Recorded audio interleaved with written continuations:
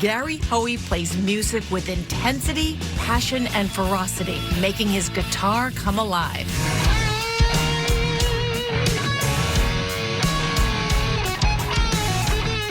From blazing blues to pure rock, Gary's riffs are described as electrifying as they are soulful.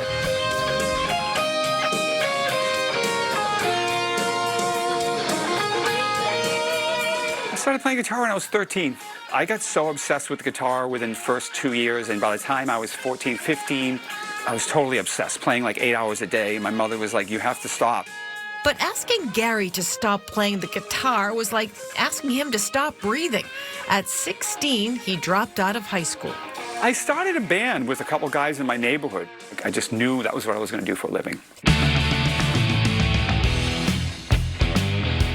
Gary grew up in Lowell. His band played locally on weekends until a contest on a radio station gave him his first big break, a chance audition in California with the Prince of Darkness himself. My the first brush with fame was Ozzy Osbourne. I was sitting home and I heard him on a radio station saying, "I'm looking for a guitar player." And I jumped on the phone and I threw it on the ground and I called the radio station and I started playing Crazy Train over the phone. And they flew me to California, and I actually got to play with Ozzy in the room, and he really liked me. But there was a lot of great guitarists, obviously, and he said, "Gary, you got to move to LA. Sell everything you own and come here with me." So I came home and I sold everything, and I rented a U-Haul trailer, and I started driving 3,000 miles to California. Gary didn't get the gig with Ozzy, but that move to California opened up the first of many doors. He signed with Warner Brothers Records. His band, Heavy Bones, released its first album in 1992. Gary released his first solo instrumental album in '93, titled Animal Instincts. And he definitely had the look of the times. Yeah, that was a photo shoot we did in Chicago. When I put out my first solo record, Animal Instinct, and we did that photo shoot on the train tracks, and I kept looking back to see if the train was coming. But yeah, and I couldn't afford shoes at the time, so that was my first album, so I was pretty broke.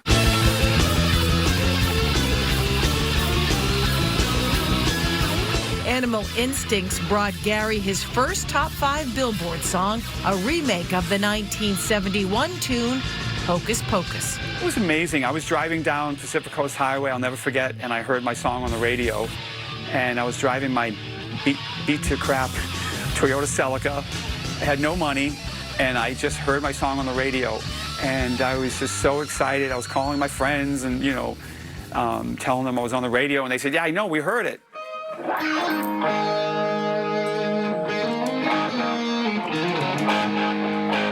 We spent time with Gary at his home studio in Pelham. The walls covered with memorabilia. And what else? Guitars. Lots of them. I think the last time I counted, I had 40. I think I had 40 guitars, which is too many, I know. 2, 3, 4. Gary shared his passion for guitar with his son Ian at a very young age.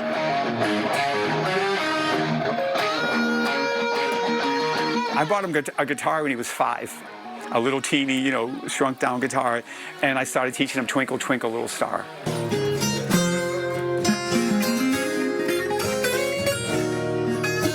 Oh, here comes the truth, baby. I used to think, oh yeah, my dad's like one of the greatest guitar players in the world. But now that I'm older, I know that he is. So there's definitely an intelligence and knowledge you get as you grow older too.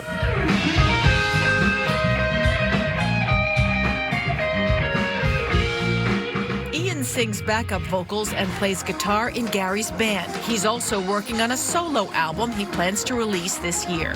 For me, when I'm playing, I'm thinking about how the music makes me feel while I'm playing it.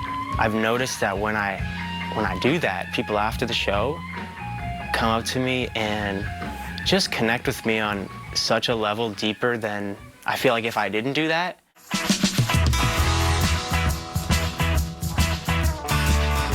Gary has experienced many pinch me moments since that unforgettable day with Ozzy, including sharing the stage with his own guitar heroes. People like Ted Nugent, Peter Frampton, the Doobie Brothers, Foreigner, Brian May from Queen. Dear Mama.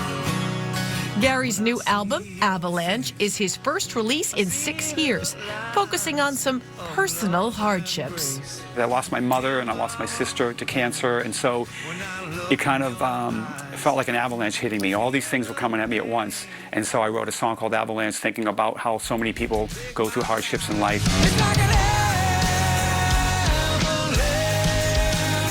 Rock music has changed through the decades, and Gary has had a front seat to it all.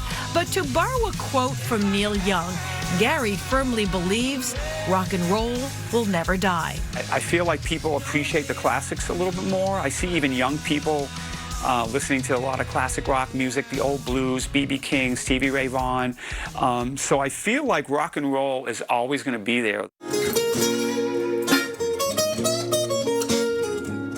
As long as musicians like Gary stay true to their roots, the spirit of rock will live on.